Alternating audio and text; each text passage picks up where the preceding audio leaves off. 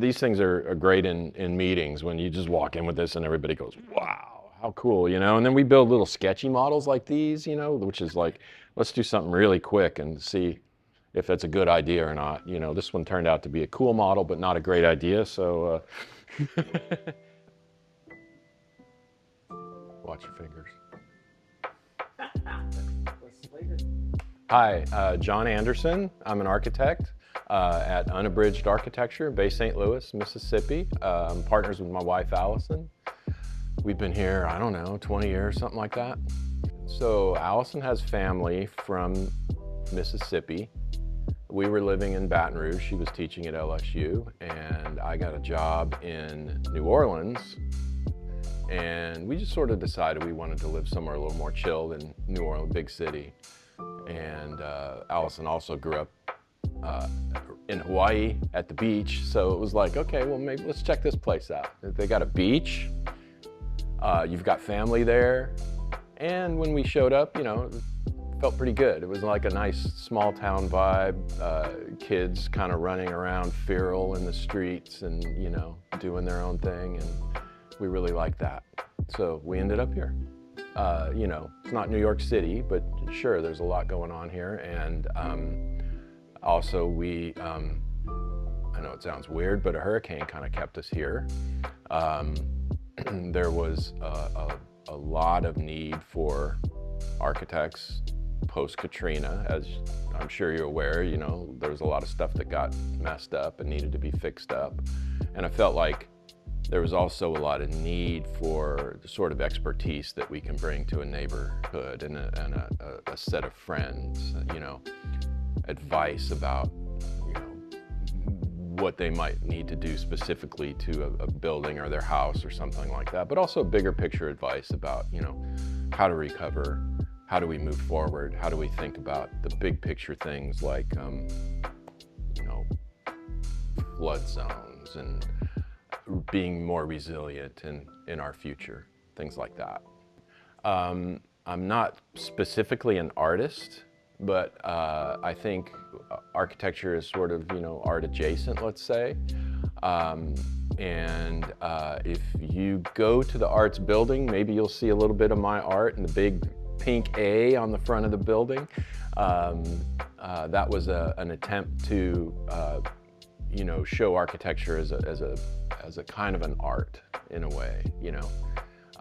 We started with a very boring old metal building, and you know, it's great to have a building, but that building really didn't talk too much about, you know, what it means to be an artist and what it means to express yourself and to put yourself out there the way artists do. So that was sort of our contribution to the art, you know, cut a window in there so we can see what's going on and kind of make a fun statement about, you know, what you can do in that place and you know, what it's going to become, and make something happy, make somebody smile when they drive by. Yeah, my dad was a framing contractor, and we lived in Las Vegas, so, you know, very hot summers, pretty cold winters.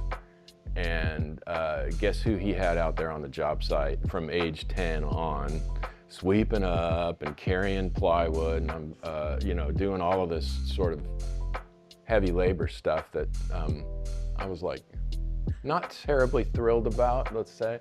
But what I did get excited was when I'd jump in the car and I'd dust off the set of plans that we were, you know, whatever it was we were going to build. And I'd spend the drive, you know, checking out the plans. So I kind of got the bug for being an architect early. And I'm probably like one of those kids who at age 10 pretty much knew what he wanted to do. Yeah. I was probably not gonna make the MBA. I'd figured that out at that point. So, you know, the architect thing sounded like a pretty good backup. So I also know that you're a musician, so tell us about that art. Oh, okay. So I don't know, there's a lot of good parallels between music and architecture. You know, there's a lot of things that come together to make good music, you know, different parts, different people. It's a collaboration. Architecture is definitely a collaboration.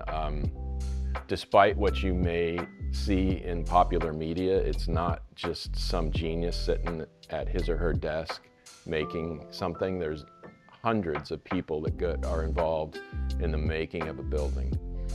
And in a similar way, 4 or 5 people come together to make music in a band. So that feels good to me.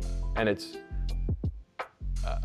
a little different creative outlet, but it's still a fun creative outlet. I mean, art seems fundamental to me, it's what people do. It's we cook. People have been painting on rocks since God knows when. It just is this thing that people do.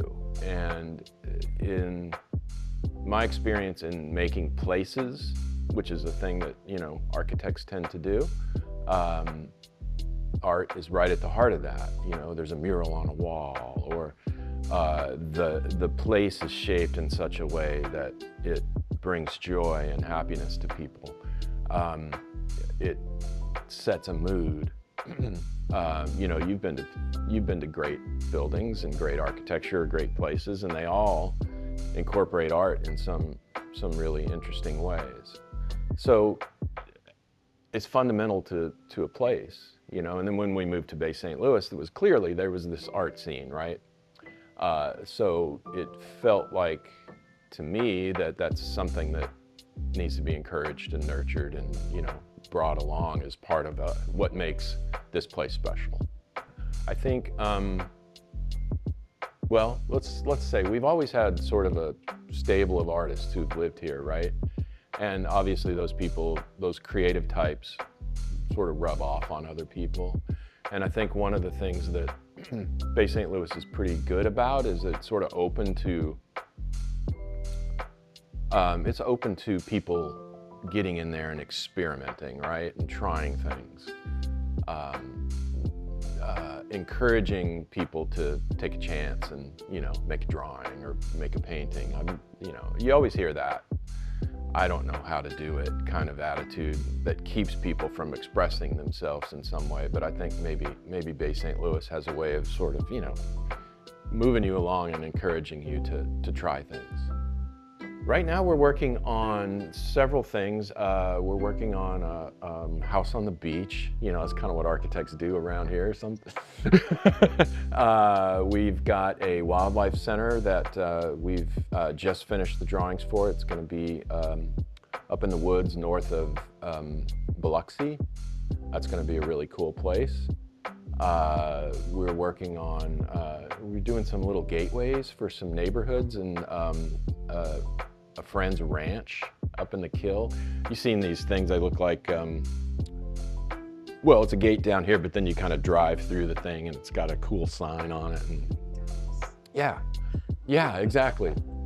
Something like that, but a little different because it's a different place, right? So the thing that we're looking at is doing something with some cypress logs and, making it more about South Mississippi than South Texas, I guess. So tell us what your process sort of is. Okay, well, let me start by saying this, that since I went to architecture school, the whole process of how to make architecture has completely changed. So in some ways we embrace that, in some ways I'm like sticking close to what I learned and how I learned it. So the way we learned it, everything was drawn by hand, from the first idea all the way to the final drawings that the buildings get built from. As I've been practicing, computers have, come more and more and more and more into our practice. But I still believe in those early iterations by hand, because that's where my ideas come from. That's where my good ideas come from. I can sit at the computer and have bad ideas all day, but I can come over here and, work something out, call Allison over, and we collaborate on, making something better, right? So you can kind of see right here on this board that I've worked in the computer, and then I printed it out, and now it's like, okay, what else do we need to do? I mean, there's 17 things on here that aren't good yet. Let's make them good, you know? And then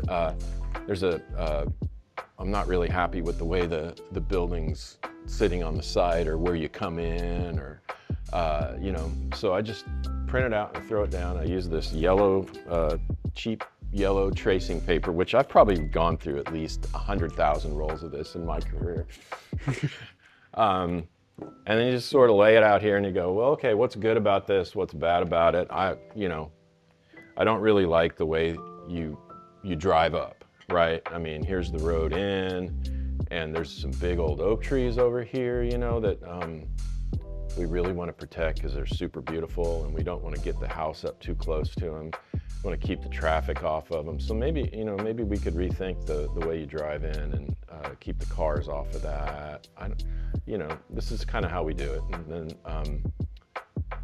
you know, maybe this is like a screen porch at the ground level, so maybe we could put a little space out in the back here where you could sit and hang out and kind of feel like you're part of this oak grove. And then maybe we could put a space out in front, which would give you this, you know, 180-degree view of the beach, and have a swimming pool out here, and